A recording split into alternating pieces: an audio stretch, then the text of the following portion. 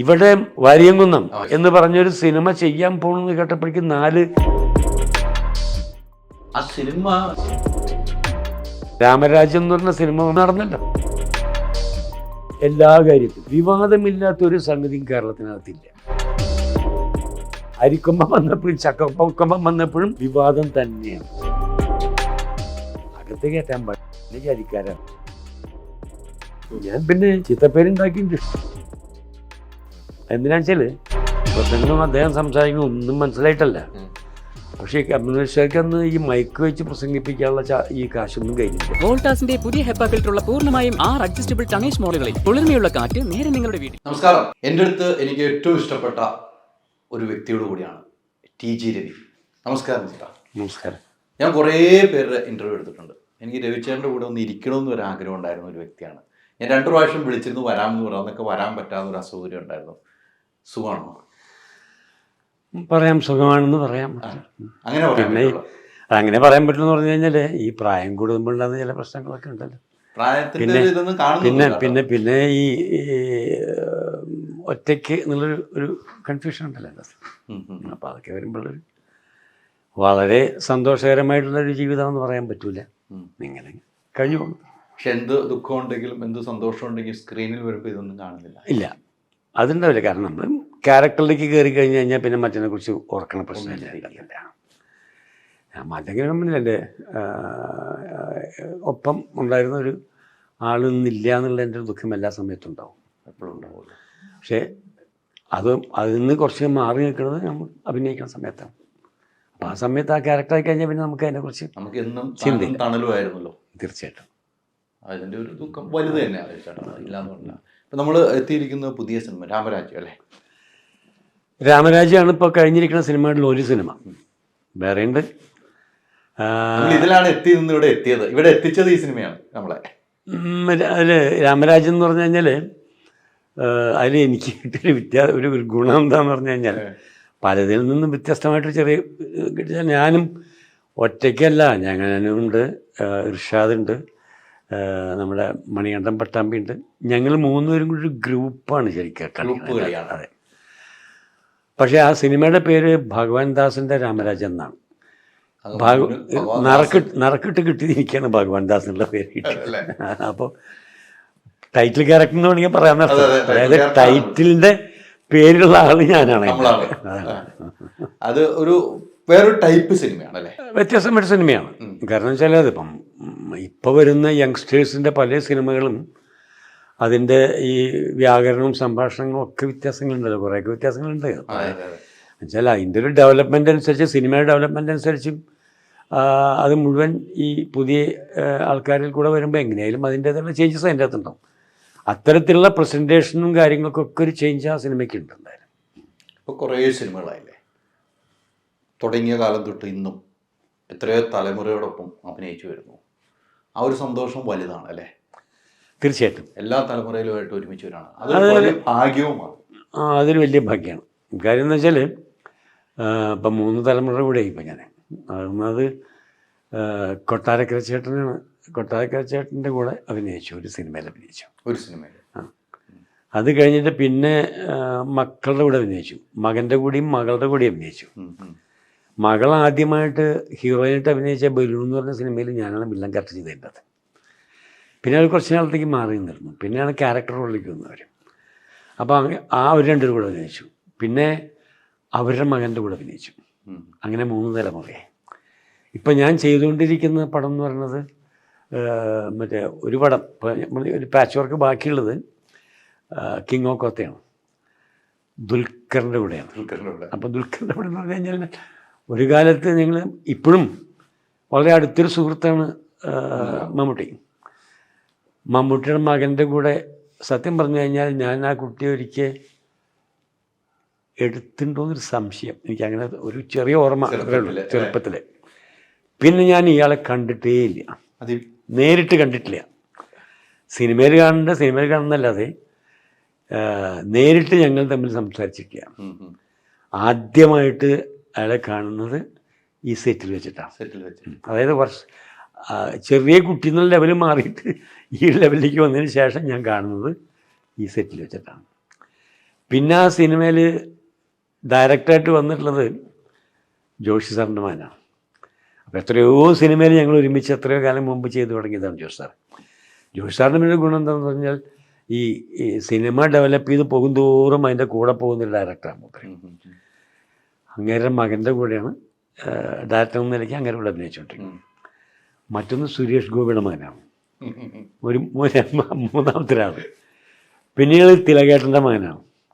അപ്പോൾ ചുരുക്കി പറഞ്ഞാൽ ഇത്രയും ആൾക്കാരുടെ കൂടെയൊക്കെ അഭിനയിക്കാൻ നമ്മൾ നിന്നു എന്നുള്ളൊരു ഒരു ഒരു ഒരു സന്തോഷം ഉണ്ടായിട്ടുണ്ട്. അല്ലാതെ വലിയൊരു ഞാൻ നടന്നു വലിയൊരു ഭാഗ്യം അല്ല.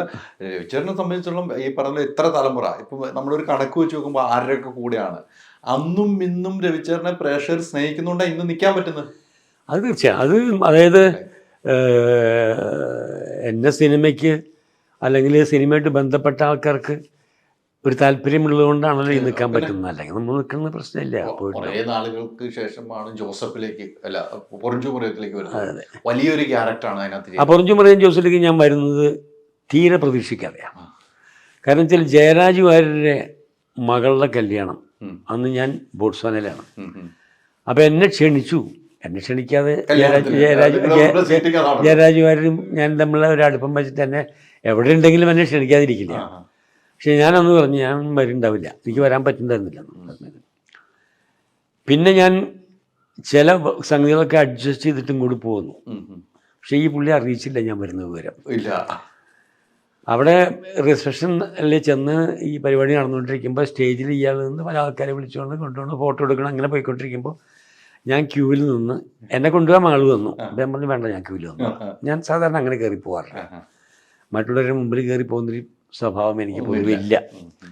അപ്പം ഞാൻ പറഞ്ഞു ഞാൻ ക്യൂവിൽ നിന്നോളാം പറഞ്ഞു. ക്യൂവിൽ നിന്നും ഞാൻ എൻ്റെ മുമ്പിലുള്ള ആൾക്കാരും പോയിട്ട് നേരെ സ്റ്റേജിലേക്ക് ചെല്ലുമ്പോഴാണ് ഇയാൾ എന്നെ കാണുന്നത്. അയാളിങ്ങനെ അന്തപ്പെട്ടു എവിടെ വെച്ച് കണ്ടിട്ട്. അങ്ങനെ ആ സന്തോഷമൊക്കെ കഴിഞ്ഞ് താഴെ ഇറങ്ങി വരുമ്പോൾ രണ്ട് കുട്ടി ഞാൻ പുറത്തേക്ക് ഇറങ്ങുകയാണ്, പോകാൻ വേണ്ടിയിട്ട് യാത്രയൊക്കെ പറഞ്ഞ് പുറത്തേക്ക് ഇറങ്ങുമ്പോൾ എനിക്ക് പരിചയമൊന്നുമില്ലാത്ത രണ്ട് കുട്ടികൾ എന്നോട് വർത്തമാനമൊക്കെ പറഞ്ഞ് പതുക്കെ ഞങ്ങൾ മൂവ് ചെയ്തപ്പോൾ പറഞ്ഞു നമുക്ക് കുറച്ച് കഴിഞ്ഞിട്ട് പോകാം, വർഗീസ് ഏട്ടൻ വരുന്നുണ്ടെന്ന് പറഞ്ഞു. വർഗീസ് എന്ന് പറഞ്ഞത് ഇവിടുത്തെ CPM-ൻ്റെ സെക്രട്ടറിയാണ്, ജില്ലാ സെക്രട്ടറി സഖാവ് വർഗീസ്. അപ്പോൾ വർഗീസ് ഞാനായിട്ട് നല്ല അടുപ്പമുള്ളൊരു വ്യക്തിയാണ്. അപ്പം ഞാൻ വർഗീസിനെ കേട്ട് ഒരുപാട് നാളായി.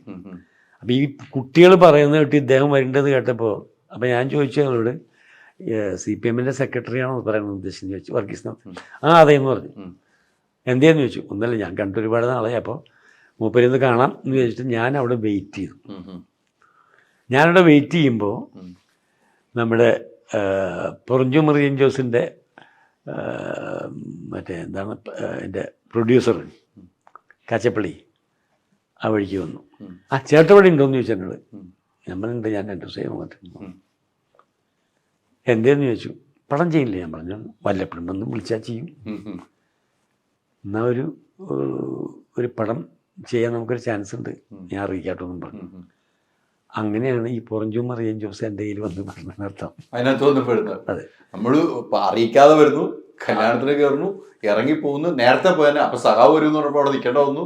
അവിടെ വെച്ചിട്ട് ഇങ്ങനെ അവിടെ വന്ന് കാണുന്നു. അങ്ങനെയാണ്. പക്ഷെ അതിനകത്ത് പ്രൊഡ്യൂസർ തന്നെയാണ് കണ്ടെത്തിയത്, അല്ല ഡയറക്ടർ അല്ല കണ്ടെത്തിയത്. അല്ലല്ല, മറ്റേ ഡയറക്ടറോട് അദ്ദേഹം ചോദിച്ചു കാണുമല്ലോ. പിന്നീട് എന്നെ കണ്ട ശേഷം എന്നോട് വാക്ക് പറയുന്നതിന് മുമ്പ് ചോദിച്ചു കാണും. ജോഷി സംസാരിച്ചു കഴിഞ്ഞാൽ ജോഷി സാറ് നോ പറയാനുള്ള ചാൻസ് എന്തായാലും ഇല്ല എന്നുള്ളതാണ് എൻ്റെ പ്രതീക്ഷ. ഇത് അങ്ങനെ ചെയ്യുകയും ചെയ്തിട്ടുണ്ടായിരുന്നു. അങ്ങനെയാണ് ആ പടത്തിലേക്ക് എത്തുന്നത്. പക്ഷെ എനിക്ക് ജോഷി സാറിൻ്റെ കൂടെ ഞാൻ അതിൽ അഭിനയിച്ചപ്പോൾ എനിക്ക് വലിയ അത്ഭുതം തോന്നിയ സംഗതി എന്തറിയോ, ജോഷി സാറിനെ കാണുന്ന പല ആൾക്കാരും ജോഷി സാർ ഇതുവരെ ഇൻ്റർവ്യൂ കൊടുത്തായിട്ട് എൻ്റെ അറിവില്ല. ഞാൻ ഒത്തിരി ശ്രമിച്ചിട്ടുണ്ട്. അങ്ങനെ അദ്ദേഹത്തിനെ കണ്ടു കഴിഞ്ഞാൽ ഈ പുതിയ ആർട്ടിസ്റ്റൊക്കെ വരുമ്പോഴും ഈ മുഖഭാവം ആളുടെ രൂപമൊക്കെ കാണുമ്പോൾ ഒരു ചെറിയ ഭയമാണ് പല ആൾക്കാർക്ക്. അദ്ദേഹം എത്രയോ സിനിമകളിൽ ഞാൻ അഭിനയിച്ചിട്ടുണ്ട്. ഒക്കെ വ്യൂ ഫൈൻഡറിലൂടെയാണോ നോക്കുന്നത്. ഇവിടെ ഈ മറ്റേ ഒന്നുമില്ല. അത് കണ്ടുകൊണ്ടിരുന്നിട്ട് നമ്മൾ അഭിനയിച്ച് വളരെ സെൻറ്റിമെൻറ്റ് സീനൊക്കെ ആണെങ്കിൽ ഇദ്ദേഹം കൂടെ കരയും. അതല്ലേ കണ്ണു നിറയാളുടെ ആ മൂഡിലാണ് പുള്ളി ഇങ്ങനെ യാത്ര ചെയ്യും. അത് ഞാൻ ആദ്യമായിട്ട് കാണുക. പൊറിഞ്ചുമുറിയൻ ജോസിൻ്റെ സെറ്റിലാണ് ഞാൻ കാണുന്നത്. ഇങ്ങനെ ആള് ഇതൊക്കെ കണ്ണൊക്കെ നിറയ്ക്കുമ്പോഴൊക്കെ. അപ്പം കറക്റ്റായിട്ട് ആ ക്യാരക്ടറിൻ്റെ കൂടെ യാത്ര ചെയ്യുന്നതായിരിക്കും ലയിച്ചിരിക്കുകയുള്ളൂ നമ്മുടെ ചുറ്റും. എന്നിട്ട് ആ മൂഡിനെയാണ് കട്ട് എന്ന് പറയുന്നത്. അത് പറയുമ്പോൾ അസോസിയേറ്റഡ് ഉറക്ക കട്ട് എന്ന് വിളിച്ചു പറയും. അതേ മൂഡിലാണ് ആ കട്ട് പറയുന്നത്. അല്ല, അതുകൊണ്ടാണ് അദ്ദേഹം ഈ ഇത്രയും വർഷങ്ങളായിട്ട് വേറെ ആരുണ്ട് ആ കാലത്തുള്ള ചെയ്യുന്ന ആൾക്കാർ? അദ്ദേഹം മാത്രമേ ഉള്ളൂ. ഇപ്പോൾ ആരുമില്ല. ഇടയ്ക്ക് ഹരിഹരൻ സാർ ഒന്ന് ചെയ്യാറുണ്ട്, ഇപ്പോൾ കുറച്ച് നാളായിട്ടില്ല. അല്ല, ഞാൻ പറഞ്ഞപ്പോൾ അത് ആ ഒരു ക്വാളിറ്റി അദ്ദേഹത്തിന് ഉള്ളതുകൊണ്ടാണല്ലോ. ആ ക്യാരക്ടറിൻ്റെ കൂടെ പുള്ളി ഇങ്ങനെ അലിഞ്ഞ് ചേർന്നിട്ടാണ് ഈ എടുക്കുക. മോണിറ്റർ വന്നപ്പോഴാണ് അത് കാണുന്നത് നമ്മൾ. അതിന് മുമ്പ് അത് കാണാനുള്ള സൗകര്യമില്ലല്ലോ. മറ്റു ബീഫാറിൻ്റെ ടോക്കി പറഞ്ഞ് വിടുകയല്ലേ ചെയ്യുക. ഒത്തിരി മാറ്റങ്ങളാണല്ലോ ഉണ്ടായിരിക്കുന്നത്. മാറ്റത്തിന്റെ കൂടെ യാത്ര ചെയ്താണ്. അതാണ്, അതുകൊണ്ടാണല്ലോ പുതിയ പുതിയ തലമുറയെ വെച്ച് സിനിമ ഇപ്പൊ അടുത്ത സിനിമയും തുടങ്ങി. അപ്പൊ ഞങ്ങൾക്കുള്ള എനിക്കൊക്കെ ഉള്ളൊരു വ്യത്യാസം തന്നെയാണ്. നമുക്കും ആദ്യം ചെയ്ത് ഇപ്പം ചെയ്യുന്ന തമ്മിൽ വ്യത്യാസമുണ്ട്. അപ്പോൾ പല ആൾക്കാരോട് ചോദിക്കാറുണ്ട് ഇത് അതെങ്ങനെ സാധിക്കാന്നുള്ളത്. അത് സത്യത്തിൽ പറഞ്ഞു കഴിഞ്ഞാൽ പുതിയ കുട്ടികളെക്കുറിച്ച് നമ്മൾ ചോദിക്കും. ഈ പുതിയ കുട്ടികൾ നമ്മുടെ മുമ്പിൽ നിന്ന് അവരെ അഭിനയിക്കുമ്പോഴാണ് നമ്മൾ അതിൻ്റെ കൂടെ പോകാൻ പറ്റുന്നത്. അല്ലാണ്ട് ഞാൻ അവരെ പഠിപ്പിക്കണമല്ല, അവരെന്നെ പഠിപ്പിക്കുക ചെയ്യുന്നത് ശരിക്കും പറഞ്ഞു കഴിഞ്ഞാൽ. കാരണം ആ ചേഞ്ച് അഭിനയത്തിലടക്കം ആ ചേഞ്ച് വരുമ്പോൾ ആ ചേഞ്ച് ആദ്യം കൊണ്ടുവരുന്ന അവർ തന്നെയാണ്. അപ്പോൾ അവരുടെ കൂടെ നമ്മൾ പോവുക ചെയ്യുന്നത്, യാത്ര ചെയ്യാൻ അല്ലേ. ഒത്തിരി സിനിമകളായി അല്ലേ. ഇപ്പം എത്ര സിനിമകളായി? 100-300 സിനിമയുടെ അതിന്റെ മുകളിലേക്ക് ഇല്ല എനിക്ക് കണക്കില്ല എൻ്റെ കയ്യിൽ. ഏതായാലും 100-300 മുകളിൽ എത്തിയിട്ടുണ്ട്. പല പല കഥാപാത്രങ്ങൾ ചെയ്തു അല്ലേ. പണ്ടൊക്കെ വില്ലൻ തന്നെയാണ് അല്ലേ, കൂടുതൽ വില്ലൻ കഥാപാത്രങ്ങൾ ചെയ്തു. അത് എൻ്റെ കുറ്റമല്ല. അതെന്താ വെച്ചാൽ അത് ശരിക്കും പറഞ്ഞു കഴിഞ്ഞാൽ ഞാൻ തന്നെ വില്ലനായതാണ്. ആദ്യത്തെ വില്ലൻ അങ്ങനെയാണ്, ചാകരയിൽ. വല്ലാത്തൊരു വില്ലനായിരുന്നു കേട്ടോ അത്. ആ ചാകരയിൽ അത് വില്ലനായപ്പോൾ അതാണ് ഈ അലവലാതി ഷാജി എന്നുള്ള പേര് കിട്ടി. കുറേ നാളത്തേക്ക് അങ്ങനെയായിരുന്നു, അലവലാതി ഷാജി എന്ന് വിളിക്കുന്നത്. പിന്നീട് അന്നത്തെ വില്ലന് ബ്രാൻഡഡ് വില്ലനാണ് ശരിക്കും അന്നത്തെ വില്ലന്മാർ. അതായത് കള്ളുടിക്കണം, കൊളറായ്മ, മൊത്തം ചേർത്തിട്ട് കൊളറായ്മ കാണിക്കണം, അങ്ങനെയാണല്ലോ പറയാ. അത് മുഴുവൻ ചെയ്താലാണ് വില്ലനാവുള്ളൂ എന്നുള്ള രീതിയിലുള്ള ഒരു ക്യാരക്ടറൈസേഷനാണ് പല വില്ലന്മാർക്കും ആ സമയത്ത് ഉണ്ടായിരുന്നത്. അപ്പോൾ അത് മുഴുവൻ ചെയ്ത് കൂട്ടി ഞാൻ തന്നെയാണ്. ബാലേട്ടൻ ചെയ്തിരുന്നു. അത് കഴിഞ്ഞിട്ട് പിന്നെ ജോസ് പ്രകാശ് ഏട്ടൻ്റെ നിന്ന് ബാലേട്ടന് കിട്ടി, ബാലേട്ടൻ്റെ നിന്ന് ചെങ്കോല എൻ്റെ കിട്ടി. അങ്ങനെയാണ് തലമുറ കൈമാറി വരിക. അപ്പോൾ ഓരോരുത്തരും ഒരു തലമുറയ്ക്ക് കൈമാറി കഴിഞ്ഞ് കഴിഞ്ഞാൽ പിന്നെ ക്യാരക്ടറുള്ള ഈ കയറും. എനിക്ക് പക്ഷെ കൈമാറാൻ വേണ്ടി ചെങ്കോല് കൈമാറാൻ അത്തരത്തിലുള്ള ക്യാരക്ടർ ആ സമയത്ത് പോയി, പിന്നെ ഇല്ല. ഇപ്പോൾ ആ ടൈപ്പ് വില്ലനല്ല, വില്ലൻ ക്യാരക്ടേഴ്സ് വേണമെങ്കിൽ അത് ഹീറോയിന് ചെയ്യാന്നുള്ള കണ്ടീഷൻ ആക്കാമല്ലോ. അതിപ്പണ്ട്. അപ്പൊ അത് അല്ലാണ്ട് അതെ അത് പല ആൾക്കാരും ഇങ്ങനെ ചെയ്യുന്നുണ്ട്. അപ്പം അത് പഴയ കാലത്തൊരു വില്ലൻ ബ്രാൻഡഡ് വില്ലൻ ഇന്ന വിധത്തിൽ ആയിക്കോളണം നിർബന്ധമൊന്നും ഇപ്പം ഇല്ല. അത് വളരെ വ്യത്യാസമായിട്ട് കള്ളു പിടിച്ചില്ലെങ്കിലും വില്ലനാവാം, ഈ കൊളരായ്മ കാണിച്ചില്ലെങ്കിലും വില്ലനാവാം എന്നുള്ളൊരു ഒരു രീതിയിലേക്ക് നമ്മുടെ സിനിമയുടെ ഒരു ലൈനൊക്കെ അങ്ങനെ അങ്ങോട്ട് മാറിയല്ലോ. അത് മാറിയപ്പോൾ ആർക്കും എന്ത് ക്യാരക്ടറും ചെയ്യാന്നുള്ള കണ്ടീഷനായിട്ട്. ഈ അന്നത്തെ സിനിമകൾ കാണുമ്പോൾ കുടുംബമൊക്കെ അന്നൊക്കെ കൂടുതലും ഈ പറഞ്ഞ പോലെ ഇങ്ങനത്തെ ക്യാരക്ടർ വില്ലനാണല്ലോ. എല്ലാവർക്കും ഭയപ്പെടുന്ന ഒരു വില്ലൻ, അല്ലെങ്കിൽ ഒരു സ്ത്രീകളോട് മോശമായി പെരുമാറുന്ന ഒരു കഥാപാത്രം. അപ്പോൾ ചേച്ചിയൊക്കെ എന്ത് പറയുന്നു? ഇല്ല, അവര് എഡ്യൂക്കേറ്റഡ് ആയിട്ടുള്ള സ്ത്രീയാണ്. അതുകൊണ്ട് പ്രശ്നം മാത്രമല്ല, ഞങ്ങളുടെ ബന്ധം എന്ന് പറയുന്നത് എൻ്റെ വൈഫിന് 12 വയസ്സും എനിക്ക് 17 വയസ്സുള്ള സമയത്തുള്ള ബന്ധമാണ്, അടുപ്പമാണ്, സ്നേഹബന്ധമാണ്. 15 വയസ്സിൽ അവർക്ക് 15 വയസ്സുള്ള സമയത്ത് അത് പ്രണയമായിട്ട് മാറിയതാണ്. 12 വയസ്സ് തുടങ്ങി 15 വയസ്സ് ചേച്ചിക്കായപ്പോൾ പ്രണയമായിട്ട് മാറി. അതെ. അപ്പം ചേട്ടന് എനിക്കന്ന് 5 വയസ്സ് കൂടുതൽ, 20 വയസ്സ്. എൻ്റെ സിസ്റ്ററുള്ള എൻ്റെ അനിയത്തിയാണ്.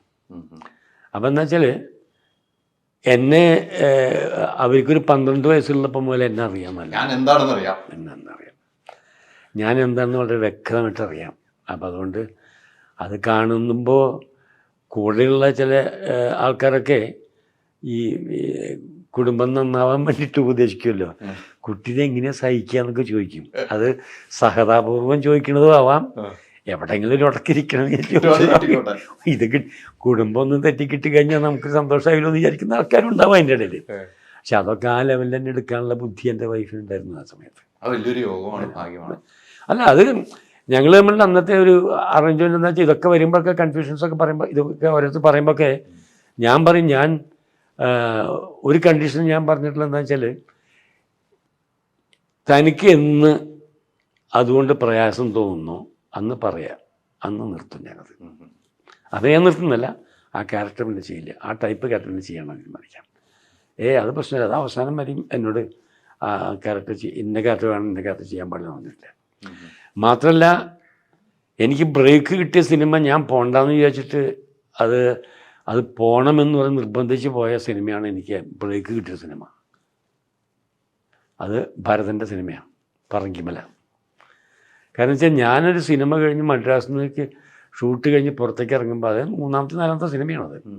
പുറത്തിറങ്ങിയപ്പോൾ എനിക്കൊരു കോൾ വന്നതാണ് ഭരതൻ്റെ ഈ പടത്തിൽ അഭിനയിക്കാൻ വേണ്ടിയിട്ട്. കണ്ടിട്ടുണ്ടോ പടം? അപ്പോൾ അത് കഴിഞ്ഞ് ഞാൻ തിരിച്ച് ഇവിടെ വന്നു. വീട്ടിൽ വന്നപ്പോൾ മറ്റേ തറവാട്ടിൽ അവിടെ മുറിക്കുന്ന എൻ്റെ വീട് അവിടെ, ആ വീടാണല്ലോ ഞാൻ എൻ്റെ സ്വന്തം ഞാൻ പണിതിച്ച വീടാണ്. അതാണിപ്പോൾ ശ്രീജിത്തിന് കൊടുത്തിട്ടുള്ളത്. അപ്പോൾ അവിടെ വന്നപ്പോൾ കൺസ്ട്രക്ഷനൊക്കെ കഴിഞ്ഞ് ഇൻറ്റീരിയർ ഒന്നും ചെയ്യാതെ ഇങ്ങനെ നിൽക്കുന്ന സന്ദർഭം അത്. അപ്പോൾ ഞാൻ പറഞ്ഞു, ഇങ്ങനെ ഭരതേട്ടൻ വിളിച്ചിട്ടുണ്ട് പടത്തിന് വേണ്ടിയിട്ട്, ഭക്ഷണം കഴിക്കാതിരിക്കാൻ, ബ്രേക്ക്ഫാസ്റ്റ് കഴിക്കാതിരിക്കും. ഞാൻ പറഞ്ഞു ഭരതേട്ടൻ വിളിച്ചു, പക്ഷെ ഞാൻ പോകുന്നില്ലല്ലോ, ഞാൻ പോകണ്ടെന്ന് നിൽക്കുകയാണ്.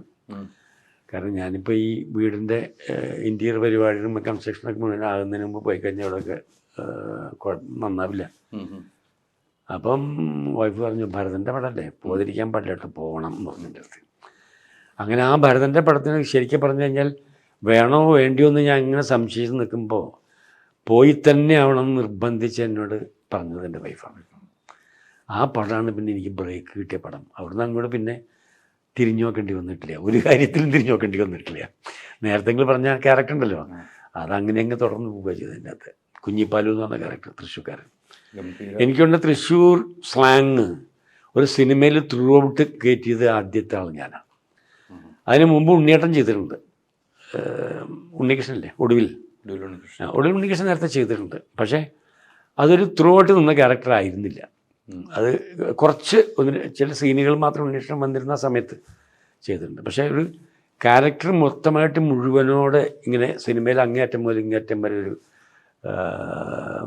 മറ്റേ തൃശ്ശൂർ സ്ലാങ് ചെയ്ത് ഞാനെന്നാണ് എൻ്റെ വിശ്വാസം. അതിനകത്ത് അതിനുശേഷം നമ്മൾ തൃശ്ശൂർ സ്ലാങ് ഭയങ്കര പോപ്പുലറായി. അതിന് എനിക്കൊരു ദോഷവും പറ്റി. പിന്നെ തൃശ്ശൂർ ഭാഷ മാത്രമേ ഞാൻ പറയുള്ളൂ എന്ന രീതിയായി അവസാനം. തൃശ്ശൂർ സ്ലാങ് മാത്രമേ എനിക്ക് അറിയാവുള്ളൂ എന്ന് തന്നെ. അങ്ങനെ ഇരിക്കുമ്പോഴാണ് പിന്നെ പല പടത്തിലൊക്കെ മാറ്റിയൊക്കെ ചെയ്തിട്ടുണ്ട്. പക്ഷെ അത് വളരെ വ്യത്യസ്തമായിട്ട് ഞാൻ ചെയ്തത് 921. 921 വന്നപ്പോൾ അത് സ്ലാങ് കംപ്ലീറ്റ് മാറിയിട്ടാണ്. അത് ഗംഭീര ക്യാരക്ടറാണ്. ആ ക്യാരക്ടറിൻ്റെ സപ്പോർട്ട് ഒരു ഡയറക്ടർ എന്ന നിലയ്ക്ക്, ആ വലിയൊരു ഡയറക്ടറെ കീഴിൽ ചെയ്തൊരു സപ്പോർട്ട് അതൊരു ആക്ടർ എന്ന നിലയ്ക്ക് വല്ലാതെ ഗുണം ചെയ്തത് എങ്ങനെയാണ്. അതുമാതിരി ദാമോദര മാഷ സ്ക്രിപ്റ്റ്, അത് ഒരു കണ്ടിട്ടുണ്ടാകും. അത് സിനിമ തന്നെ ഗംഭീര സിനിമയാണ്. അതും ഒരു ചെറിയ സിനിമയല്ല, വലിയ സിനിമയല്ലേ. ഞങ്ങൾ പറയുന്നത് എന്താന്ന് പറഞ്ഞു കഴിഞ്ഞാൽ, കോഴിക്കോട് റെയിൽവേ സ്റ്റേഷനിൽ വന്നിറങ്ങുന്ന ആൾക്കാരെ മുഴുവൻ തലമുട്ടടിക്കുന്നു ഇതിലേക്ക് അഭിനയിക്കാൻ വേണ്ടിയിട്ട്. അത്രയധികം ആൾക്കാരുണ്ട് അതിൻ്റെ അകത്ത്. അതിലില്ലാത്ത ആൾക്കാർ എനിക്ക് വേണം മോഹൻലാൽ മാത്രമേ ഉള്ളൂ, ബാക്കിയല്ല അന്നത്തെ ഒരുവിധ ആർട്ടിസ്റ്റിന് മുഴുവൻ ഉണ്ട്. അപ്പം അതൊക്കെ ഒരു അവിടുന്ന് വന്നിട്ടുള്ള ആ ചേഞ്ച്, അത് എൻ്റെ കൂടെ ഞാനതിന് ഡബ് ചെയ്യാൻ സമയത്ത് എൻ്റെ കൂടെ എൻ്റെ റിക്വസ്റ്റ് ചെയ്തിട്ട് എൻ്റെ സുഹൃത്ത് വന്നിരുന്നു. അയാളാണ് പറങ്കിമലയിലെ എൻ്റെ ക്ലീനറായിട്ട് വർക്ക് ചെയ്യുന്ന ആൾ. റഷീദ് എന്ന പേര്, ഋഷി ബാബു എന്നാണ് സിനിമയിൽ അയാൾ പേരിട്ട്. ഇപ്പം അത് മദ്രാശിയിലുണ്ട്. അങ്ങനെ കൂടെ ഇരുത്തിയിട്ട് ആ സ്ലാങ് അവനെക്കൊണ്ട് പറച്ച് അത് ഞാൻ പഠിച്ചിട്ടാണ് ഞാൻ ഡബ് ചെയ്തത്. അതതിൻ്റെ ഗുണം കിട്ടി, നമ്മളതിൻ്റെ ബുദ്ധിമുട്ടുള്ള ഗുണം അതിൻ്റെ അകത്ത് കിട്ടി. പക്ഷേ എനിക്ക് വല്ലാത്തൊരു സങ്കടം തോന്നുന്നത് എന്താണെന്ന് വെച്ചാൽ, ആ സിനിമ അന്ന് ഷൂട്ട് ചെയ്യണ സമയത്ത് മുസ്ലിംസിൻ്റെ വീട്ടിലും ഹിന്ദുക്കളുടെ വീട്ടിലും അവർക്ക് പരിചയ സ്ഥലങ്ങളിലെ എല്ലാവരുടെയും സപ്പോർട്ടോടു കൂടെയാണ് ആ സിനിമ നമ്മൾ അവിടെ ഷൂട്ട് ചെയ്തിട്ടുള്ളത്. മഞ്ചേരി, മലപ്പുറം, മേരിയിലൊക്കെ എത്രയോ സ്ഥലത്ത് പോയി ഷൂട്ട് ചെയ്തു. ആ ചെക്കുട്ടി ഹാജി വെടിവെച്ച വീട് വരെ ഷൂട്ട് ചെയ്തിട്ടുണ്ട്. അന്നൊക്കെ എത്രയും സഹകരണം ഇവരിൽ നിന്ന് കിട്ടിയതാണ്. ഇവിടെ വന്നാണ് മാളികപ്പുറമല്ല കേരള സ്റ്റോറി അല്ല ഈ വാരിയംകുന്നം ആയിരിക്കുന്നു. എന്ന് പറഞ്ഞൊരു സിനിമ ചെയ്യാൻ പോകണമെന്ന് കേട്ടപ്പോഴേക്കും 4 സിനിമക്കാരതിന് 4 ആൾക്കാരത് അനൗൺസ് ചെയ്തു. അവസാനം ഞാനൊരു ദിവസം പുലർച്ചെ 3:30 മണിയായപ്പോൾ എൻ്റെ മറ്റേ നമ്മുടെ മനോരമയെന്ന് വിളിക്കുക. അവരുടെ മോർണിംഗ് ഒരു പ്രോഗ്രാം ഉണ്ടല്ലോ, ആ പ്രോഗ്രാം വേണ്ടിയിട്ട് എന്നെ വിളിക്കുമ്പോൾ ഞാൻ നല്ല തണുപ്പുള്ള സമയം പുതപ്പിൻ്റെ താഴെ കിടക്കുക അവിടെ വിളിച്ചിട്ട് ചോദിച്ചു, ഇങ്ങനൊരു സിനിമ ഇറങ്ങിയിട്ട് അന്നത്തെ സ്ഥിതി എന്താണെന്നൊക്കെ ചോദിച്ചപ്പോൾ അത് ഭയങ്കര വിവാദം ഉണ്ടാക്കിയ സംഗതിയുണ്ട്. അപ്പോൾ എനിക്ക് നമുക്ക് തോന്നുന്ന സങ്കടം എന്താ വെച്ചാൽ ഒരു സിനിമ ഇറങ്ങുന്നു എന്ന് പറയുമ്പോഴേക്കും അത് എന്താണെന്ന് ആലോചിച്ച് മനസ്സിലാക്കുന്നതിന് മുമ്പേ തന്നെ അതിനെക്കുറിച്ച് വിവാദം തുടങ്ങുക. പലപ്പോഴും ഒരു ആർട്ടെന്ന രൂപം എടുക്കാതെ അതിന് മറ്റു പല അർത്ഥങ്ങൾക്ക് കൊടുക്കുന്ന രീതിയിലേക്ക് നമ്മൾ തീരെ സഹിഷ്ണുത ഇല്ലാത്ത രീതിയിലേക്ക് നമ്മളെല്ലാവരും മാറിപ്പോയോ എന്നൊരു തോന്നിപ്പോയി പലപ്പോഴും. ആ സിനിമ അത് നടക്കാത്ത രീതിയിലേക്ക് എന്തൊക്കെ വിവാദങ്ങളായിപ്പോയി അല്ലേ? ഒന്നും നടന്നല്ലോ. ഒന്ന് നടന്നു. അലിയക്കപ്പുറം ഒരു സാധനം ഗംഭീരമായിട്ട് ചെയ്തു, പ്രേക്ഷകരിലേക്ക് എത്തിച്ചു. എനിക്കറിയില്ല, ഞാൻ കണ്ടിട്ടില്ല. അല്ല, പ്രേക്ഷകർ ഏറ്റെടുത്തിട്ടുണ്ട്. രാമരാജ്യം എന്ന് പറഞ്ഞ സിനിമ വന്നപ്പോഴും എന്നോട് ചോദിച്ചു, ഈ രാമരാജ്യം എന്നൊക്കെ കേട്ടപ്പോഴേ, രാമരാജ്യം എന്ന് പറഞ്ഞൊരു ബാലയാണോ എനിക്ക്, പഴയ ബാലെ, പഴയ കാലത്തുണ്ടായിരുന്ന ബാല നമ്മുടെ നാട്ടിൽ നിന്ന് പോയല്ലോ. പ്രത്യേകിച്ച് നാട്ടിൻപുറങ്ങളിലൊക്കെ ബാല വളരെ പ്രസിദ്ധമായിരുന്നു പഴയ കാലത്ത്. അത് ചില ഏരിയ പാലക്കാടിലൊക്കെ ബാല വളരെ സാധാരണമായിട്ടുണ്ടാകുന്ന അറിയാം. അപ്പോൾ അത് അവിടെ നിന്നൊക്കെ പോയി ആ ബാല ഇല്ലാത്തൊരവസ്ഥ വന്നു. ആ ബാലയെ ആദ്യം കൊണ്ടുവന്ന് ആ നാട്ടിൽ കൊണ്ടുവന്ന് പ്രസിദ്ധമാക്കിയൊരു മനുഷ്യൻ്റെ മരണശേഷം അങ്ങോരോ ഓർമ്മയ്ക്ക് വേണ്ടി രണ്ടാമത് ഈ രാമരാജ്യം കളിക്കാൻ തീരുമാനിക്കുന്നതാണ് അതിൻ്റെ അകത്ത്. അപ്പോൾ അതിൻ്റെ അകത്ത് തീർച്ചയായിട്ടും എന്താണെന്ന് പറഞ്ഞു കഴിഞ്ഞാൽ ഈ കാലത്ത് നടക്കുന്ന നമ്മുടെ സമൂഹത്തിൻ്റെ പരിച്ഛേദമായിട്ട് വരുമല്ലോ ഈ ആർട്ട് എന്ന് പറയുന്നത്. എങ്ങനെയായാലും പലപ്പോഴും അതിൻ്റെ ചില പോർഷൻസൊക്കെ അതിലുണ്ടാവുന്നല്ലാതെ ഈ ഒരു വിവാദം ഉണ്ടാക്കാവുന്ന സാധനം അതിൻ്റെ അകത്തുള്ളതായിട്ട് എന്താ അറിയില്ല. വിവാദം ഇപ്പോൾ ഒരു നിർബന്ധ ഘടകമായി മാറും പല സ്ഥലങ്ങളിലും, എല്ലാ കാര്യത്തിലും. അതെ, സിനിമ മാത്രമൊന്നുമല്ല, എന്ത് ചെയ്താലും. ഇതിപ്പോൾ ഞാൻ പലപ്പോഴും ആലോചിക്കാറുണ്ട്, വിവാദമില്ലാത്തൊരു സംഗതിയും കേരളത്തിനകത്തില്ല. അരിക്കൊമ്പം വന്നപ്പോഴും ചക്കക്കൊമ്പം വന്നപ്പോഴും വിവാദം തന്നെയാണ്. ഇപ്പം അങ്ങേർക്ക് ഫാൻസായി, എനിക്ക് ഫാൻസ് ഇല്ല. എന്തൊരു കഷ്ടമെന്ന് ആലോചിച്ച് നോക്കും. ഇത്രയും നാൾ ഞാൻ ഈ ബലാത്സംഗമൊക്കെ ചെയ്ത് നടന്നിട്ട് എന്തെങ്കിലും ഫാൻസ് ആരും വേണ്ട നമുക്ക്. അതെ, ഉണ്ടാക്കായിരുന്നു. അതൊന്നുമില്ല. ഇപ്പോൾ അരിക്കൊമ്പന് ഫാൻസായി എന്നൊക്കെ പറയുന്നത് അയാളുടെ പേരിൽ കാശ് കളച്ചിരുന്നും പറഞ്ഞേക്കാണ്ട് കാലം പോയ പോക്കിൻ്റെ എല്ലാം ശ്രദ്ധിച്ചാ എനിക്ക് വലിയത്. അല്ല, എനിക്കറിയാം. കാരണം എനിക്ക് പൊളിറ്റിക്സ് താല്പര്യമുള്ള ആളാണ്. ഞാൻ പൊളിറ്റിക്സ് താല്പര്യമുള്ള ആളാണ്. ഞാൻ ഓപ്പൺ പൊളിറ്റിക്സ് ഇല്ല എന്ന് മാത്രമേ ഉള്ളൂ. പക്ഷെ എനിക്കറിയാം പൊളിറ്റിക്സ് മനസ്സിലുണ്ട്. ഓപ്പണായിട്ട് ഇറങ്ങാൻ എനിക്ക് താല്പര്യമില്ല. അന്നും ഇന്നും പഠിക്കുന്ന കാലത്ത് ഓപ്പണായിട്ടില്ല, രഹസ്യമായിട്ടുണ്ട്. അത് ഏത് യാത്ര പോയി? ആ കാലത്ത് അടിയന്തരാവസ്ഥ കാലത്ത് ഒളിവിലിരുന്ന ആൾക്കാരെ ചില സ്ഥലത്ത് നിന്ന് അങ്ങോട്ടും ഇങ്ങോട്ടൊക്കെ മാറ്റാൻ ചെയ്തിരുന്ന ഒരാൾ ഞാനാണ്. പാർട്ടി ഏറെക്കുറെ മനസ്സിലായി പോക്കോളാം. ഇത് കൂടുതൽ നമ്മൾ വെളിപ്പെടുത്തില്ല. അല്ല, അത് അറിഞ്ഞോണ്ട് എനിക്കൊന്നുമില്ല. പക്ഷേ ഞാൻ ഒരു സെലിബ്രിറ്റി എന്ന നിലയ്ക്ക് ഞാൻ അതിൻ്റെ അകത്ത് ഓപ്പണായിട്ട് ഞാൻ ഇന്ന പൊളിറ്റിക്സ് എന്ന് പറഞ്ഞാൽ ആ പൊളിറ്റിക്സിന് വേണ്ടി വർക്ക് ചെയ്യാൻ എനിക്ക് താല്പര്യമില്ല. ഞാനിത് പറയുന്നത് വർഷങ്ങൾക്ക് മുമ്പ് ഞാൻ ഈ ഒരു സെലിബ്രിറ്റി എന്ന നിലയിൽ അറിയപ്പെടുന്നതിന് മുമ്പുള്ള കഥയാണ് പറഞ്ഞിട്ടുള്ളത്. അതിനുശേഷം ഞാൻ അതെൻ്റെ മനസ്സിലുണ്ട്, ഇപ്പോഴും അതില്ല എന്നില്ല. അത് നമ്മൾ ചിന്തിക്കുന്ന പോലെ പാർട്ടി മുന്നോട്ട് പോകുന്നുണ്ടോ ഇല്ലയോ എന്ന് വിലയിരുത്താറുണ്ട്. അതുണ്ട്. അപ്പോൾ വിഷമം തോന്നാറുണ്ട്. വിഷമം തോന്നാണെന്ന് ചോദിച്ചു കഴിഞ്ഞാൽ കാലത്തിൻ്റെ മാറ്റങ്ങൾ എല്ലാ സ്ഥലത്തുണ്ടാവും. ആ മാറ്റങ്ങളല്ലാതെ അതല്ലാത്തൊരു വലിയ മാറ്റങ്ങളൊക്കെ മോശമായിട്ടുള്ള രീതിയിൽ വന്നിട്ടുണ്ടെന്ന് എനിക്ക് തോന്നിയിട്ടില്ല. മാറ്റങ്ങൾ കാലത്തിൻ്റെതായിട്ടുള്ള മാറ്റം പൊതുവെ ഉണ്ടാവുമല്ലോ അതിനകത്ത്. അതായത് എല്ലാ കാലത്തും നിങ്ങൾ കട്ടൻ കാപ്പിയും മറ്റേ ഈ പരിപ്പൊടി മാത്രമേ കഴിക്കണം, ബീഡി വലിക്കണം എന്നൊക്കെ പറഞ്ഞത് ആ കാലഘട്ടം അല്ലല്ലോ ഇപ്പം. അപ്പം അതിൻ്റേതായിട്ടുള്ള വ്യത്യാസങ്ങൾ വല്ലതും ഉണ്ടാവും. ആ വ്യത്യാസങ്ങളല്ലാതെ വിവാഹത്തിന് വേണ്ടി പറയാമെന്നല്ലാതെ എനിക്ക് തോന്നുന്നില്ല. അത് പൊതുവെ അത് എല്ലാ പാർട്ടിക്കും ഉണ്ട്, ഒരു പാർട്ടിക്ക് മാത്രമല്ലല്ലോ, എല്ലാ പാർട്ടിക്കും ഉണ്ട്. പൊളിറ്റിക്സിൽ മൊത്തം അല്ലാണ്ട് പൊളിറ്റിക്സ് മാത്രം സൊസൈറ്റിയിൽ നിന്ന് മറ്റൊരു രീതിയിലേക്ക് മാറി വെക്കും. ആ സൊസൈറ്റി ഇപ്പോൾ രണ്ടും കൂടി ഒരുമിച്ച് പോകുന്നതല്ലേ ഈ സംഗതി. അല്ലാണ്ട് ഒരു കാലഘട്ടത്തിൽ വന്ന സൊസൈറ്റിയുടെ കൂട്ടത്തിൽ പൊളിറ്റിക്സ് അവിടെ നിന്നിട്ട് ആ ശൈലി സൊസൈറ്റി മുമ്പോട്ട് പോവുക, പൊളിറ്റിക്സ് അതുപോലെ നിൽക്കാൻ നടക്കില്ല. സൊസൈറ്റി മുമ്പോട്ട് പോകുന്നത് കാരണം സൊസൈറ്റിയായിട്ട് ബന്ധപ്പെട്ടിട്ടാണ് ഈ സംഗതി വരുന്നത്. ജനങ്ങളാണല്ലോ എൻ്റെ അകത്തുള്ളത്. ആ ജനങ്ങളുടെ ആവശ്യങ്ങൾ എന്തൊക്കെയാണ്? ജനങ്ങളുടെ വർഷങ്ങൾക്ക് മുമ്പുള്ള ആവശ്യമല്ല ഇപ്പോൾ ആവശ്യം. ഒത്തിരി മാറ്റങ്ങൾ സംഭവിച്ചിട്ടുണ്ട്. ആ മാറ്റങ്ങൾ വരുമ്പോൾ ആര് വന്നാലും ഇപ്പോൾ വിവാദമായി. അതിനോടൊപ്പം യാത്ര ചെയ്യണം, ആ യാത്ര ചെയ്യുമ്പോൾ വിവാദവും. അതാണ് സത്യം. അതാ ഞാൻ പറഞ്ഞത്, എല്ലാ സ്ഥലത്തും വിവാദമുണ്ട്. നമ്മളതിൻ്റെ വളരെ സ്പെഷ്യലിസ്റ്റുകളാണ്. അത് ഒരു കാലത്ത് എന്താ പറയുക, ഞാൻ പറഞ്ഞില്ല, ഈ ജാതി മതം ഇതൊക്കെ വളരെ പ്രോമിനൻ്റ് ആയിട്ട് വരാൻ തുടങ്ങിയപ്പോൾ എനിക്കതിന് വളരെ കുട്ടിക്കാലം മുതലേ അങ്ങനെ താല്പര്യമില്ലാത്ത ഒരാളാണ് എൻ്റെ അകത്ത്. ഞാനങ്ങനെ ചിന്തിക്കാൻ എനിക്ക് എൻ്റെ മുൻ തലമുറ ചാൻസ് തന്നിട്ടില്ല. കാരണം എൻ്റെ അച്ഛൻ ഒരു സ്കൂൾ ടീച്ചറായിരുന്നു. അപ്പോൾ അദ്ദേഹം എങ്ങനെയാണെന്ന് പറഞ്ഞു കഴിഞ്ഞാൽ, ഈ സ്കൂൾ ടൈമിൽ കഴിഞ്ഞ് കഴിഞ്ഞാൽ തൃശ്ശൂരൊരു ഡോക്ടറെ അടുത്ത് വരും, എന്നിട്ട് കോമ്പൗണ്ടിങ് പഠിക്കും. അന്ന് എൻ്റെ വീടെന്ന് പറയുന്നത്, എൻ്റെ തറവാടെന്ന് പറഞ്ഞാൽ ഇവിടുന്ന് ഒരു 15 കിലോമീറ്റർ ദൂരെയാണ്. അതിൻ്റെ അടുത്തൊന്നും ഒരു 10 കിലോമീറ്ററിനകത്തൊന്നും ഒരു ഡോക്ടേഴ്സും ഇല്ല. അപ്പോൾ ഇവിടുന്ന് പഠിച്ച് കഴിഞ്ഞിട്ട് അന്ന് ഈ സർട്ടിഫിക്കറ്റോ കാര്യങ്ങളൊന്നും വലിയ നിർബന്ധമുള്ള കാലത്തല്ല. ആ സമയത്ത് അവിടെ ചെന്ന് ഈ പ്രാക്ടീസ് ചെയ്തിരുന്നു വെച്ചു. സ്കൂളിൽ പോവും, തിരിച്ചു വന്നു കഴിഞ്ഞാൽ അത്യാവശ്യം ഈ പനി ചുമ അതിനുള്ള മരുന്നുകളും പരിപാടിയൊക്കെ ആയിട്ട് അങ്ങനെ നാട്ടിൻപുറത്ത് പണ്ടുണ്ടായിരുന്നു. അങ്ങനെ ഒരു പരിപാടി ഉണ്ടായിരുന്നു അച്ഛന്. അപ്പോൾ അതിൽ വിവിധ ജാതിയിലുള്ള ആൾക്കാർ വരുമല്ലോ.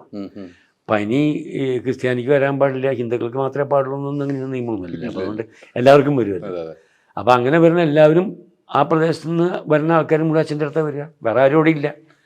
അപ്പോൾ അത്യാവശ്യം ഇഞ്ചക്ഷൻ എടുക്കുക. പിന്നെ ഈ സെറ്റിലേഴ്സ് വന്നിരുന്ന കാലഘട്ടം, കാട്ടിലൊക്കെ സെറ്റിലേഴ്സ് വന്നിരുന്നതാണ്. അപ്പോൾ ആ സമയത്തൊക്കെ മലമ്പനി ഇഷ്ടം പോലെയുണ്ട്. അപ്പോൾ അതിനൊക്കെ പലപ്പോഴും കിലോമീറ്റർ ദൂരത്തോളം പാടത്തുകൂടി അവിടെയൊക്കെ നടന്നു പോയിട്ട് ആ പാതിരിക്ക് പോയി ഇഞ്ചക്ഷനൊക്കെ എടുത്തുകൊണ്ടിരുന്നത്. അങ്ങനൊരു ബന്ധം അവിടെ ഉണ്ട് ആ നാട്ടിൽ.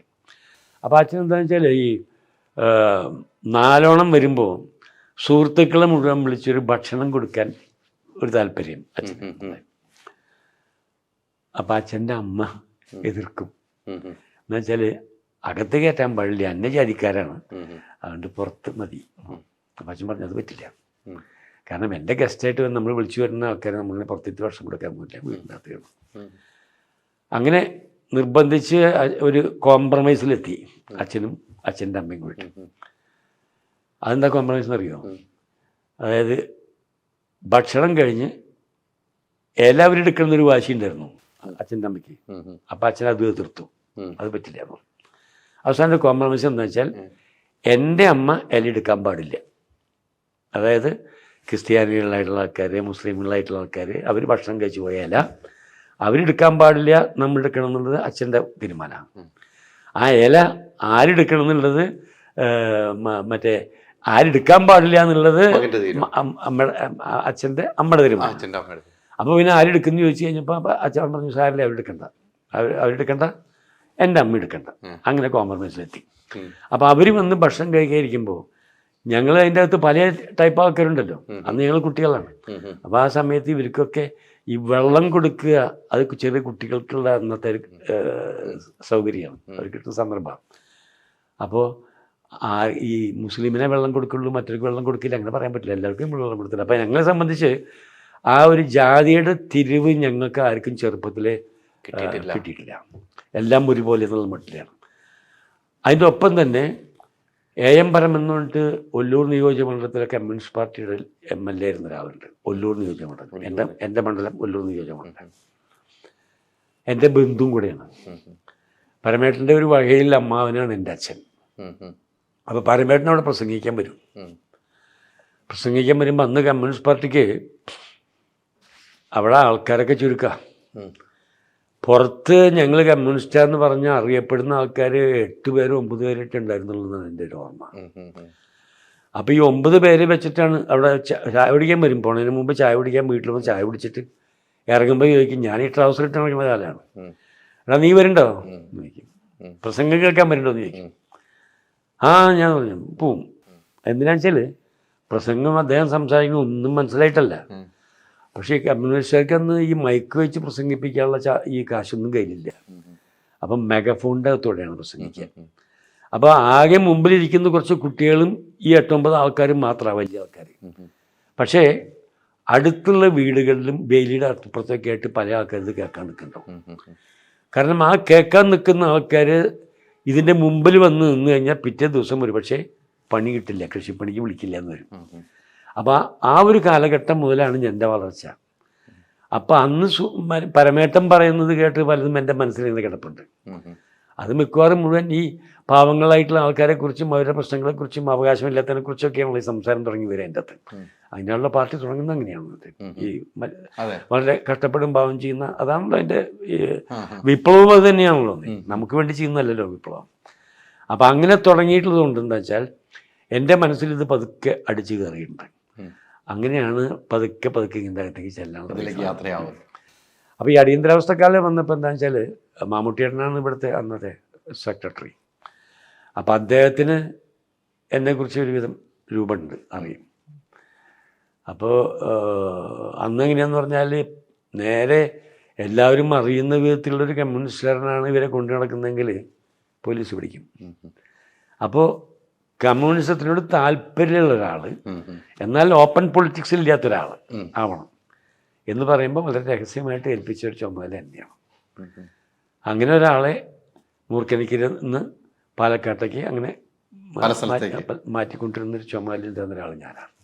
അങ്ങനെയാണ് എനിക്ക് പൊളിറ്റിക്സിലുള്ള ഒരു താല്പര്യവും കാര്യങ്ങളൊക്കെ വന്നത്. അങ്ങനെയാണ് ഇന്നത്തെ അതിപ്പോഴും കൊണ്ടു നടക്കുന്നുണ്ട്, മനസ്സിൻ്റെ അകത്തുണ്ട്, പുറത്തേക്കില്ല. അങ്ങനെ ഞാൻ ഒരു ദിവസം ഗോപാലകൃഷ്ണൻ്റെ വീട്ടിൽ പോയി രാത്രി. ഞാൻ ചെന്ന് ബെല്ലടിച്ചപ്പോൾ അവിടുത്തെ ജോലിക്കാരി വന്ന് വാല് അയ്യോ എന്ന്. ഇന്നും അഭിമാനത്തോടെ ഞാനൊരു കമ്മ്യൂണിസ്റ്റാന്ന് പറയാൻ കഥയില്ലാതെ ഞാൻ എൻ്റെ അച്ഛനെ കണ്ടിട്ടുണ്ട്. ഒരുപാട് കോൺഗ്രസ് ആയിട്ടുണ്ട്. ഞാൻ പിന്നെ പേരുണ്ടാക്കിയിട്ട് ഇഷ്ടം പോലെ